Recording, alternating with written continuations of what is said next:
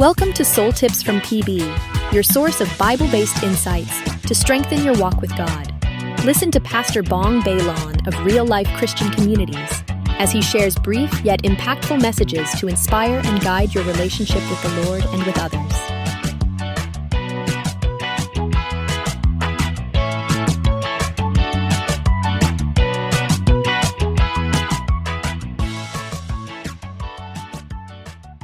Second Corinthians chapter 5 verses 14 to 15. For Christ's love compels us because we are convinced that one died for all, and therefore all died. And he died for all, that those who live should no longer live for themselves, but for him who died for them and was raised again. This is the word of the Lord. Tayo po'y manalangin. O Lord God, thank you for your word. Thank you for the opportunity, Panginoon, to meditate on your word today. Speak to us, O Lord, through your Holy Spirit. Give us understanding. Help us to deepen our faith and our knowledge of God. Tulungan niyo po kami, Panginoon, na lumago kami at magbunga nawa ang iyong salita sa aming buhay. Gabayan mo po kami ngayon, Lord, as we meditate on your word. Thank you, Lord. Salamat po. Through your Holy Spirit, we expect, Panginoon, to gain wisdom. In Jesus' name, amen and amen. Hello everyone, this is Pastor Bong Bailon. Once again, welcome po sa ating pag-aaral ng salita ng Panginoon araw-araw. At ito'y nakabase sa ating mensahe nung Sunday. For those of you who may not yet listen to that, kung hindi nyo pa napapakinggan yun, please go to any of our website or social media accounts like Facebook or YouTube.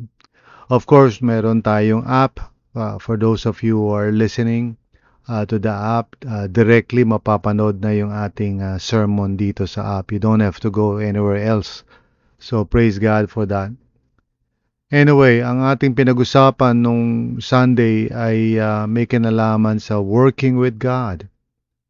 And if you remember, I said na sa mundong ito, most people are trying to look for meaning or significance sa kanilang mga ginagawa. At isa nga sa mga phenomena ay yung tinatawag na bore out.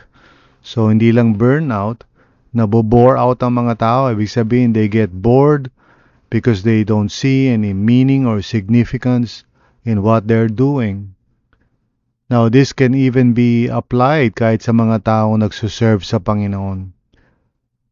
Now, si Apostle Paul in 2 Corinthians chapter 5, verses 11 all the way to chapter 6 verse 2, doon pinapakita niya o pinapaliwanag niya what really inspires him and why is it that he's willing to suffer and do everything for Christ.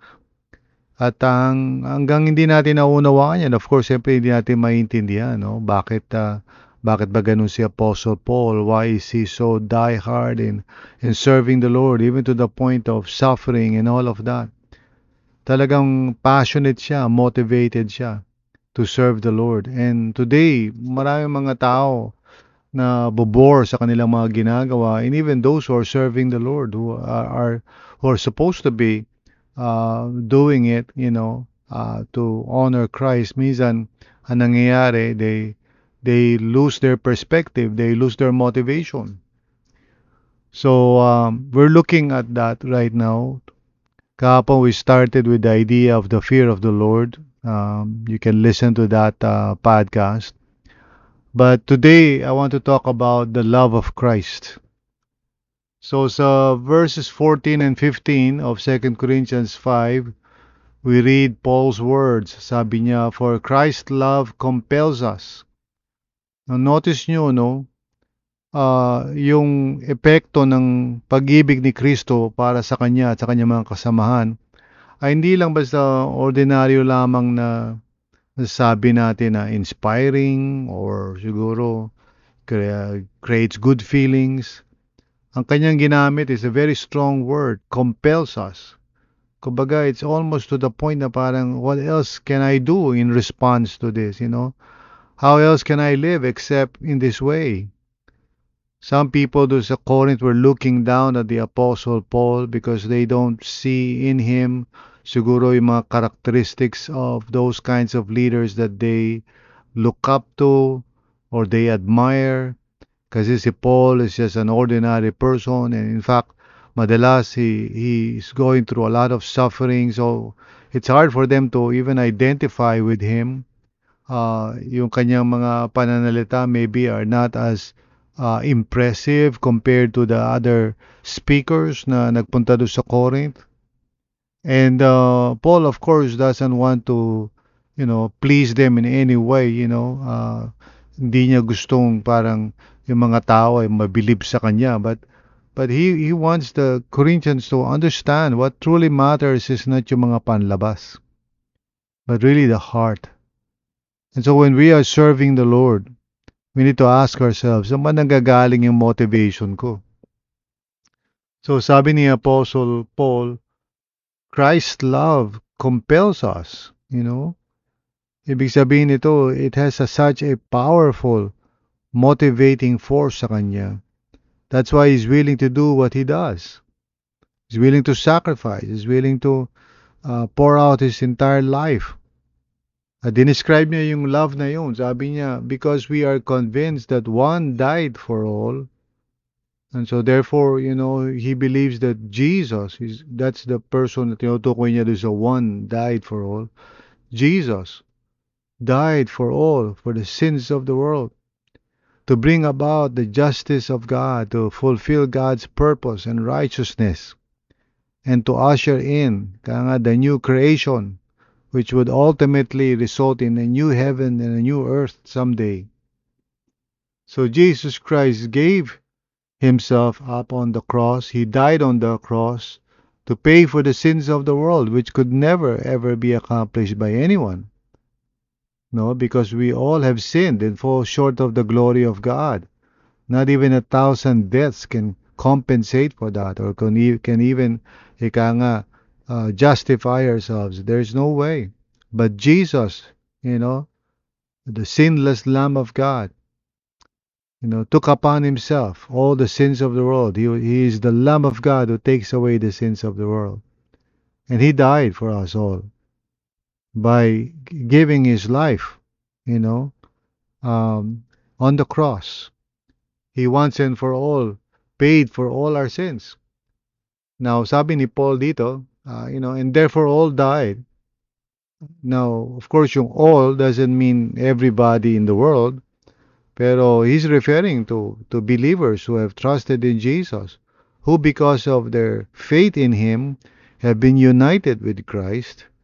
And so therefore they have died with Christ, spiritually speaking.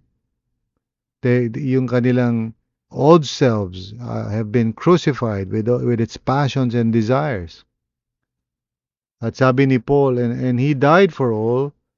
Ito yung conclusion niya, that those who live should no longer live for themselves, but for him who died for them and was raised again. So sa madaling salita, the love of Christ has so permeated yung buong consciousness or mind ni Paul that he could no longer see himself living any other way except in full devotion to Jesus, out of gratitude, out of, yung realization niya of the mercy and love of God as expressed through Jesus who died for him and for everyone. So yung pagkaunawa natin about the love of Christ, which is what we proclaim through the gospel. No, sinasabi natin, for God so loved the world that he gave his only begotten Son, that whosoever shall believe in him shall not perish, but have everlasting life. The gift of eternal life or of immortality It's a gift that can only be received through faith in Jesus Christ. There's no other way. Hindi inherent ang immortality sa atin, but it's a gift of God through Christ Jesus our Lord. So, dito sa sulat ni Pablo sa mga taga-Korinto, no? He's trying to teach them, by his example, kung ano ang dapat maging mindset or orientation ng mga tao with regard to, serving the Lord each and every day. Now, you can actually be serving in the ministry, but not because of the love of Christ. Maybe it's to please people or to be approved by people. Malalaman mo yan because sometimes when we are serving at medyo na-criticize tayo ng konti, we feel defensive. We feel na parang kailangan ipagtanggol natin yung sarili natin. But sabi nga ni Apostle Paul dun sa previous nating podcast, yung verses 11 to 13, sabi niya, who we are is plain to God and hopefully it's also plain to you, sabi niya sa mga taga-Corinthians. In other words, he has nothing to hide and nothing to prove. When you're serving the Lord out of the fear of God and the love of Christ, you have nothing to prove. There's nothing na parang kailangan patunayan mo pa. And if people were to look down upon you or to criticize you, you can just accept that and say, Lord, you know me. I have nothing to prove. It's very hard kasi to handle yung mga disappointments in ministry or yung mga criticisms in ministry when our focus is on ourselves rather than on the Lord Jesus Christ. If our desire is simply to honor Him, then it doesn't really matter, what people think about us. And it's all right. I don't have to seek the approval of people, in my service to God. Of course, that would mean I'm willing to listen to constructive criticism or even hindi constructive criticism. I can listen to that because I know I'm honest before the Lord and I'm serving God with all my heart. And yung mga criticisms can only help me to serve the Lord more. Hindi ko na kailangan parang pagtampuhan yun. At hindi ako kinakailangan para maging defensive. Now, of course, siyempre, I say this not as somebody who has perfectly arrived, There are times na naapektuhan pa rin ako noon. That's part of my journey in Christ. But I need to learn, just as you need to learn, na yung paglilingkod natin sa Panginoon is not to please people. The fear of the Lord, sabi ko nga kahapon, is what should motivate us first and foremost. But also, side by side with that is the love of Christ. Christ who died for us, who gave Himself up for us, sacrificially offering Himself as the payment, for all our sins. Not just our sins, but the sins of the whole world. Yung ganong klaseng love, how else can we respond to that? Except through our full devotion to Christ, who gave Himself up for us. Yung compelling force na yun is something that we should meditate upon. Sometimes when we look at some people now who are really parang talagang devoted to serving the Lord, they're doing everything to make sure that their service to God is coming from their hearts and talagang todo sila, hindi yung half-hearted, hindi yung parang lagi nagtatampo pag hindi napansin o hindi na-affirm. They're the kinds of people na hindi nabobore. They're always excited about serving the Lord because it's not about them, it's not about other people, it's simply about Jesus. His love has been poured out in our hearts. How else can we respond? So isipin natin yun, mga kapatid. Now, sinabi ni Paul dito sa kanyang mga salita dito that we have been united with Christ. So we died with Him. So what's the reason why we have to assert ourselves and be so concerned about, the opinions of other people? We have died with Christ and we have been raised up with Him as a new creation. So hindi tayo kinakailangan parang Maging katulad ng mga tao sa mundo that, they have to just show themselves na worthy sila, they have to prove themselves. Yung identity natin has been transformed through our union with Christ.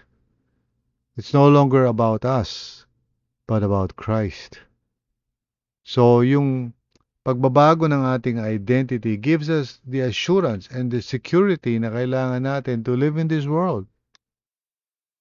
Alam niyo kasi ang mga tao minsan when they grow up in a environment like family or whatever, friends na kung saan they have not received the empathy and the affirmation and so forth, they become so insecure and so longing for approval sa mga tao. It's hard for them to serve. It's hard for them to serve God. Kasi lagi na-focus sa sarili nila. Madalas, kumbaga, nagtatampo sila, na-offend sila, and so forth. But the Lord wants us to learn. At ang susi talaga for working with God is to have the right motivations. The fear of the Lord, the love of Christ. Let these things permeate yung ating buong pagkatao. Let it motivate us and compel us to love God and serve God in return. No? So, instead of nakafocus tayo sa sarili natin, trying to make a name for ourselves in the world, or trying to accomplish significance through our accomplishments, through our achievements, our accolades, etc., we surrender all of that. We die to ourselves. We die with Christ. And we rise again together with Him in the heavenly realms kung saan ang identity natin is now secure in the Lord. Praise God. So I hope and pray na sa pamamagitan itong exposition natin of 2 Corinthians 5, no? Starting with verse 11 all the way to verse 15. Nawa matuto tayo to really have the right motivations, no? Sa ating paglilingkod sa Panginoon. Working with God is so exciting once you have the right motivations. There's nothing, that is comparable to it. All the things that you can do in the world can only just accomplish something, temporal. And there's nothing wrong with those things. I mean, sa trabaho natin, kung masenso tayo, ma-promote tayo, those are great things. Wala masama dyan. But even more so, dapat natin isipin, if I would just serve the Lord with the right motivations, God is going to work in me and through me to accomplish His purposes. What a great thing that is, pag iniisip mo. Amen? So meditate on these things, mga kapatid. Let's think about how the fear of the Lord and the love of Christ is just filling your heart right now. And if you have to, just pray. Ask God, Lord, open up my heart and my mind. Help me to understand the fear of the Lord. Help, Lord, fill my heart with the love of Christ so that I may truly be motivated to serve God. When you have that kind of motivation, kahit ano pa yung mangyari, kahit may mga failures pa, o negative feedback, o ano pa, you just want to serve and honor the Lord. Hindi ka nakafocus sa sarili mo. Amen? So I hope na this word from the Lord is encouraging to you and helping you to see and understand your own motivations. Thanks be to God. So tayo po yung manalangin. Lord, maraming salamat sa iyo, Panginoon, for your goodness and mercy sa amin. Thank you. Thank you, Lord Jesus, for dying on the cross on our behalf. And through our union with you, Panginoon, we die with you. And we rise again with you. And we are seated with you in the heavenly realms. Thanks be to God for what you have accomplished and are accomplishing even to this very day in our lives, Panginoon. Thank you, Lord, that we are part of your great plan for the world, to restore all things, to make things right, beginning with our own selves, Panginoon. You are making things right in our lives. Lord, you are bringing us to where we should actually be. And salamat po, Panginoon, that we don't have to prove ourselves to anyone, not even to ourselves, because there's nothing to prove. Lord, the fear of the Lord and the love of Christ is what motivates us, or what should motivate us, Panginoon. So help us, O God. I pray for everyone who are listening to this podcast to really open their hearts to you, Panginoon, so that you may fill them with your Holy Spirit and they can begin to see and understand that these are the right motivations that they must have in serving you. May we all serve you, Panginoon, with these kinds of right motivations, upang sa gano'n we can truly experience the excitement of serving the Lord with passion, with great commitment. Thank you, Lord. Maraming salamat po, Panginoon. Thank you. In Jesus' name, amen and amen. So, purihin ang ating Panginoon. God bless you for listening to this podcast, and especially for those of you who do so regularly, every day. Thank you very much. I'm so encouraged by you. Nawa, mas marami pa tayong ma-persuade to go into the Word of God like this every day. Gamitin niyo po itong podcast na to just read through the Word of God and meditate. And please, kung meron kayong faith, just invite others and tell them, you listen to this podcast, as pag-usapan natin. It's so easy. Just trust God. Ask somebody to join you in listening to the podcast and then talk with each other. Mag-coffee kayo or meet together somewhere or even online. Pag-usapan nyo and just share. What have you learned? What is the Lord saying to you through this podcast? Ano nare-realize mo? And how do you apply it in your own life right now? So these are the kinds of things that you can actually do. In fact, I have included some reflection questions that you can use in the notes. So remember, you can actually avail of the notes and you can download the notes if you like, para you can have a material that you can use anywhere, kahit nasa ka, sa workplace, sa school, sa pamilya mo. Let's spread the word of the Lord, mga kapatid. Huwag lang tayo makinig sa word of God for ourselves, for our own growth. That is good. But let's go beyond that. Let's use this material to share God's truth with other people. Amen? So maraming salamat po at God bless you.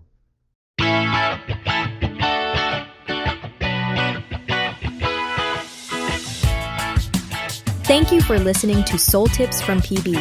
I hope today's message has encouraged you in your spiritual journey. If it has, please consider subscribing and sharing this podcast with others. Let's spread the word and grow together in our relationship with God.